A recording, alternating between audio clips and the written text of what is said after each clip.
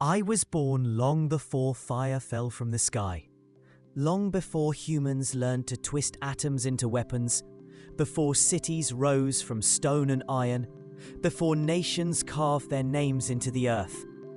I was born in the quiet shade of temples. My kind, the Ginkgo, is ancient, older than the mountains you call sacred, older than the rivers you call eternal. My ancestors walked beside dinosaurs, stretched their leaves toward the same sun that warms you now, and whispered to winds that no longer exist. They called me Icho in Japan, a name that carried reverence. To monks, I was a symbol of resilience, of long life. They planted me beside shrines, believing I was sacred, that I could endure what humans could not. And so I grew, slowly, patiently, as is my nature. My roots dug deep into Hiroshima soil, where the Motoyasu River whispered nearby. I felt the footfalls of priests upon temple steps. I heard children's laughter echo through narrow streets. I tasted incense smoke drifting from the shrine where prayers rose like fragile wings into the sky. For decades, I stood in peace. Each spring, my leaves unfurled like tiny green fans, shimmering with life. In autumn, they turned gold, so bright they looked like falling suns. Lovers met beneath my branches. Pilgrims rested in my shade. Generations came and went, but I remained, silent, eternal. Yet even trees can feel tension in the wind.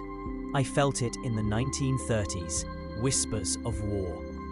Men in uniforms marched past, their boots heavy, their voices sharp. I heard mothers crying as their sons left and never returned. I saw factories rise, coughing smoke into the sky. I smelled gunpowder carried on the breeze.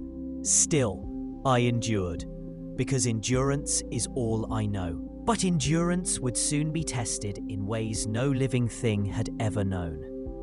On the morning of August 6, 1945, the cicadas sang. The sky was painfully blue, a cruel kind of beauty.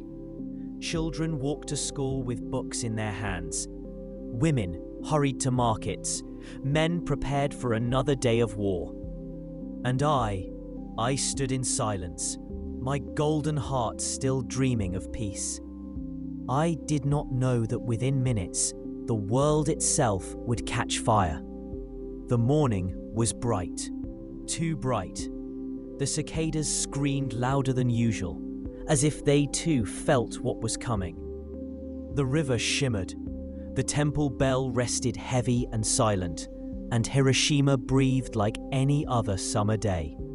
Then, I felt it. A shadow moved across the sky. Not a cloud, not a bird.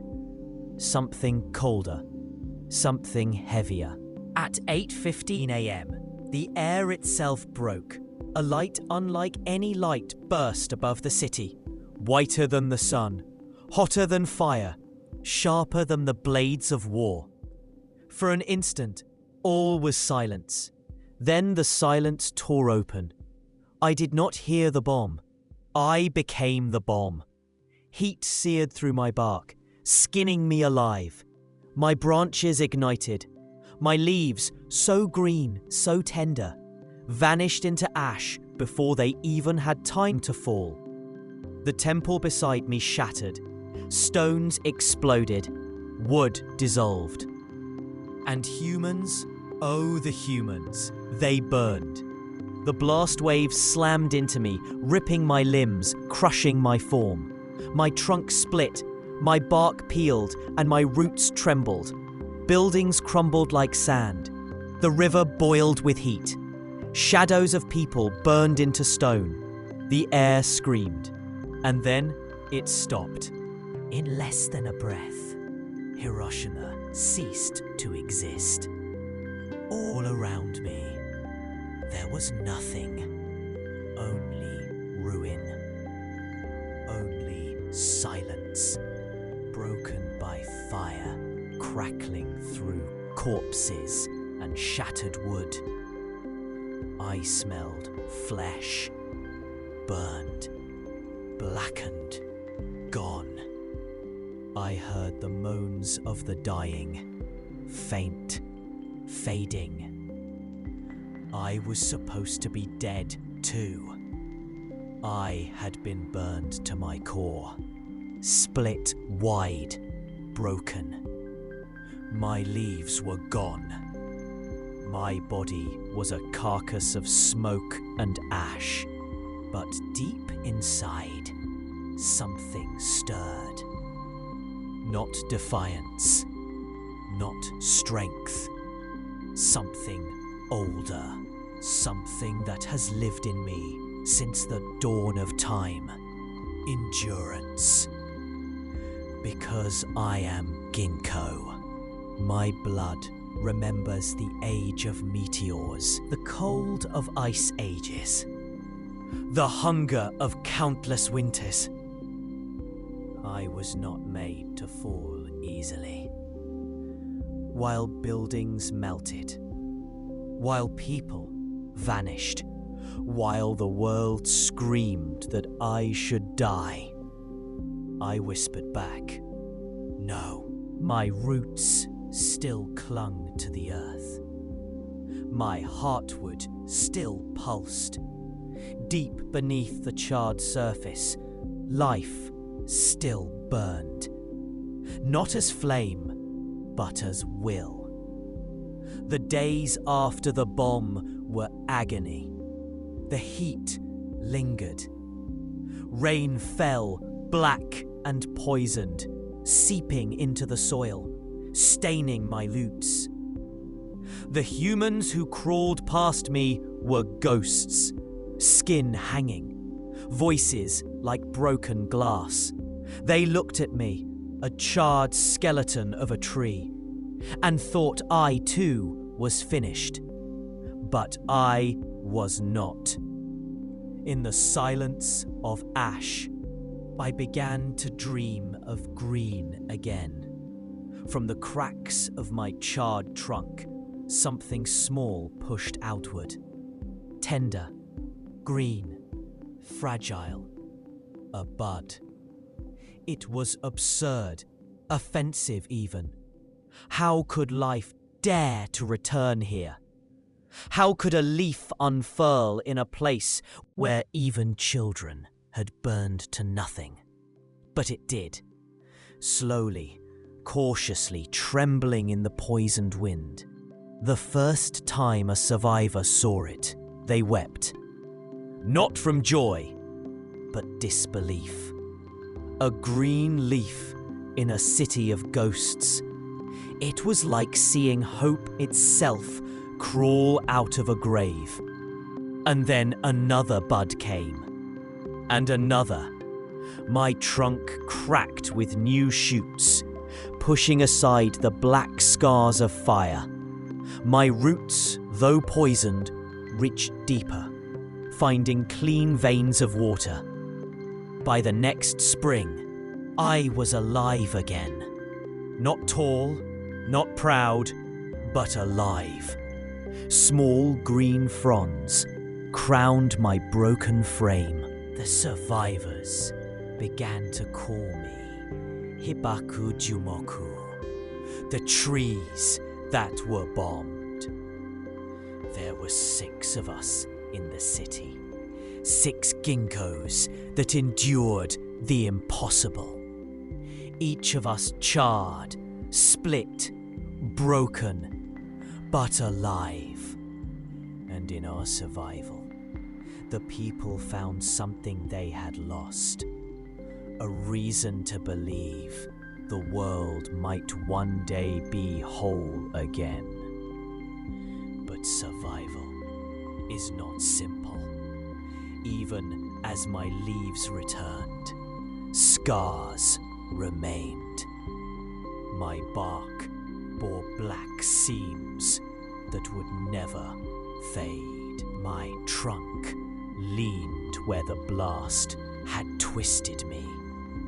My roots carried the memory of poison. And inside me, silence still spoke. This is not the last fire humanity will bring. Decades passed. The city rebuilt itself above the scars, above the ash, above the memories. Concrete and steel replaced what fire had claimed. Streets buzzed with cars, laughter, and the chatter of a people determined to live again. And I stood, twisted, scarred, my trunk a blackened spine reaching for the sky. My branches bore green leaves once more, and every spring I shimmered with life. A silent witness to both human resilience and human folly. People came to me. They whispered stories of the past, stories I had lived. Children played beneath my canopy. Photographers captured my golden leaves in autumn. Pilgrims bowed at my roots, reverence and awe trembling in their voices. I had become more than a tree. And yet, inside me, there was still fear. I had survived fire that could melt stone. I had survived poison that could kill flesh. I had survived the unimaginable horror of humanity's anger. But I knew the world could change again. I had endured wars, floods, storms, famine. Yet nothing lasts forever. Some days, I could feel it in the wind. The hum of machines. The whispers of cities growing taller. The scent of smoke. The tension of weapons.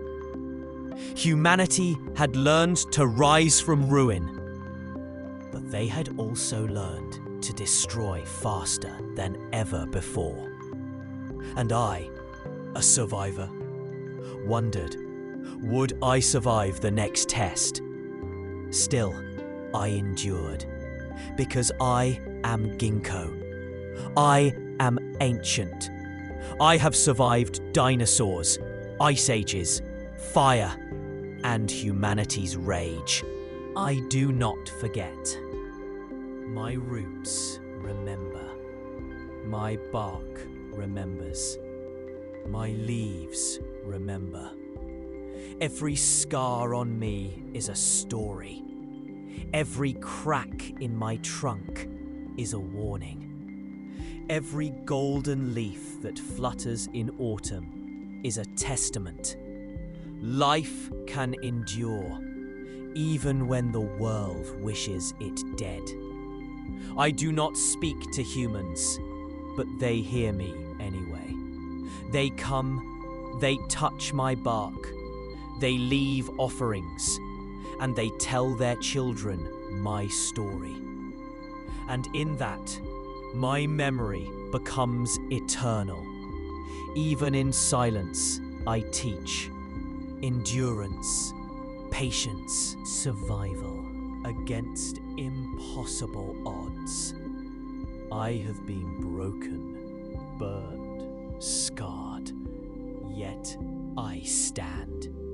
And one day, when the city has changed again, when the air is filled with new noise, when humanity forgets the cost of war, I will still be here, waiting, watching, whispering through my leaves. I survived when everything else fell. I am Ginkgo. I endure. And so my story continues, not just in me, but in every leaf, every bud, every seed that I release into the wind. Life persists, even in the shadow of fire. even in the shadow of humanity. Because that is all life knows to do.